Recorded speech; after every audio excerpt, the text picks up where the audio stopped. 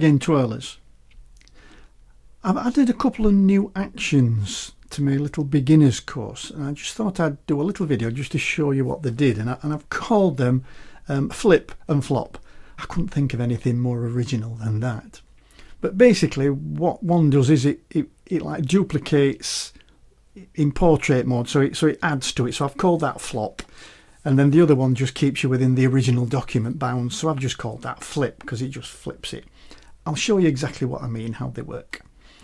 So here we've got two images that basically they're just duplicates, so I'm going to flip one and flop one just to show you how it works.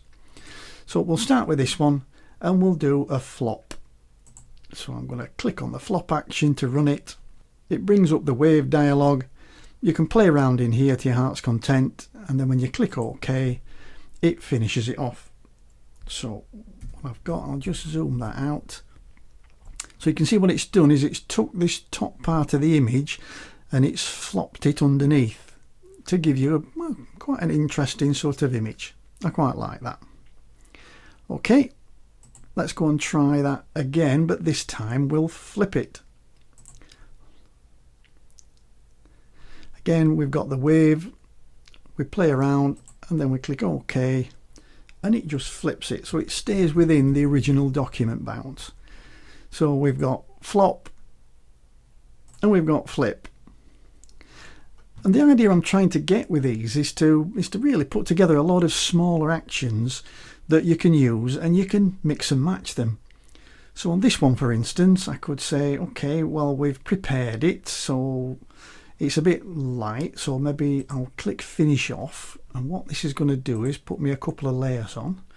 So I could then play around with the colour maybe a little bit. So we'll just darken it down a little bit. I quite like that. Okay.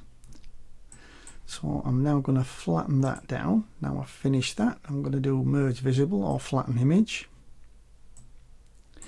And then I'll go back to my actions, just get rid of the properties panel. And I might think, oh, I'll have a go at, I might want to twirl it. So I'll give it a twirl. And, okay, that looks okay. Again, I'm going to click the finish off, and it's going to put me those two layers on again that I can play around with the colour or the exposure. Just drop the exposure down a little bit on that one. Yeah, like that.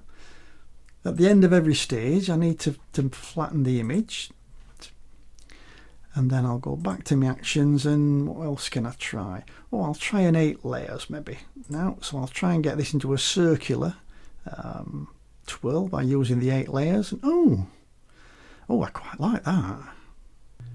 Well, that's it. How to flip and flop your twirls and waves. And have a go, mix and match some of these actions. I hope that they're providing you with some way forward and some way of getting immediate results. I know quite a few of you say that you do like to do it manually, and there is nothing wrong with that. For me, I prefer just to use this automated system just to get me to the end. And if I want to, I can look inside the action and figure out how it's working and learn as I go along. So there you go. I look forward to seeing some of the results that you'll be posting, and I'll see you in the next video. Bye for now.